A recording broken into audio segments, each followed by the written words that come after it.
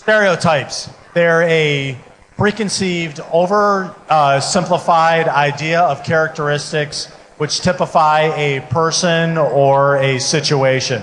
Hi, I'm David. I have worked in construction. I have managed nightclubs. I've worked as a doorman, and I have 2 black belts. And my name is Heidi. I am 22 years old. I have 3 tattoos, 2 dogs, and I play in a band. When a lot of people meet me, they assume I'm either a barista or a bartender, maybe even a sales associate like a lot of my peers. First impressions of me are usually that I am in a profession similar to my previous vocations. However, as we said, we're librarians, and we're here today to talk to you about some of the misconceptions you may have about what we do for a living. Hit it, Nick. When people first find out what I do for a living, the response is normally, "Oh, I love books. I wish I could read all day." So do I, brother. When I hear that, it makes me want to rip my hair out. You know, no longer are we sitting in some dark and dingy basement cataloging and stamping books. We work with people day in and day out, introducing them to their favorite novel, introducing them to computers for the first time. We even help people find jobs. Think back to your childhood memories. The myth, real or conceived, this is what the librarian looked like. She probably has on a pleated skirt, sensible shoes, and she's the proud matriarch to a pride of house cats. You know, those of us who do fit the stereotype are pretty darn proud of it and really love our kitty cats. But as you can see from this image, these are 12 people who work just a block away at the downtown Lansing Library. Cattle also has 12 other locations across the county that are equally across the board. Another myth, the library is always silent. Hey! Shh! Please. People are trying to study.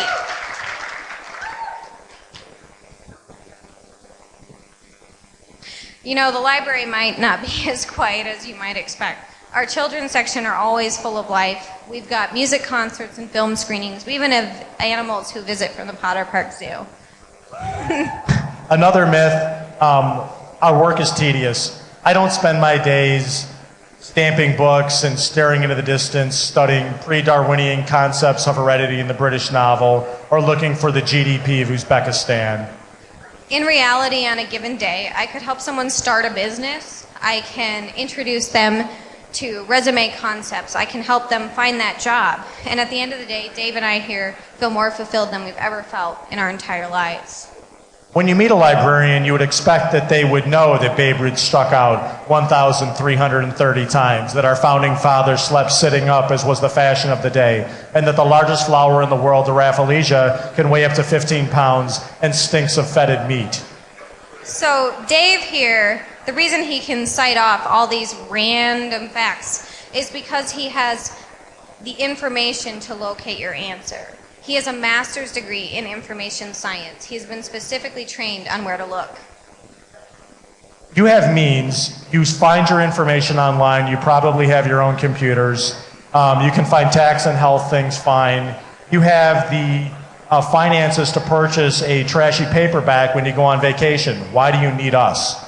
If you think you don't need us, your community genuinely does. We are the one place where knowledge and opportunity are available to everyone, regardless of means or status. And that's a fact. Being under 40 and without kids, what's there at the library? I don't necessarily want to go to Tuesday morning story time. I don't want to be Clifford the dog. And I'm not really looking to hook up at Wii Gaming for seniors.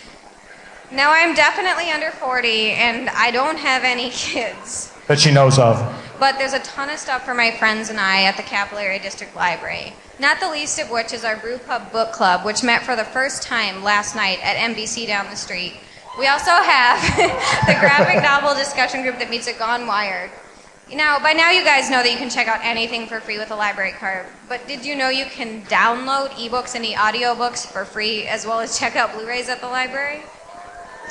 So my job at Cattle is to do our social media, and I'm sure everybody here understands social media. And I do have a favor to ask of all of you tonight. So how many of you are on Facebook? So we have about 950 Facebook fans. The Ann Arbor District Library has about 1,050. And we've been consistently about that far behind them. Tonight, if you guys all here add cattle on Facebook as a fan, we can beat the Ann Arbor District Library. Print is dead. Everything is on the internet, even books. There's no reason to ask a librarian anything when you have a search engine. We found this on Google image search, and what else do you need to know about dogs and cats? Librarians really are the original search engine. Even Bing, who accuses Google of information overload, is really hard to use. Librarians can present you more thorough and organized information than any search engine. Those stereotypes take on all shapes and forms, and some are based more in fantasy. However, the problem is reality is a lot more complex and nuanced than even a complex web search. Now, hopefully, Dave and I tonight have been able to let our hair down and take you behind the glasses to what being a librarian is really like. If you'd like more information about anything we've talked about, visit cadl.org/blog or follow us on Twitter @cattle for more information. Thank you so much. Thank you.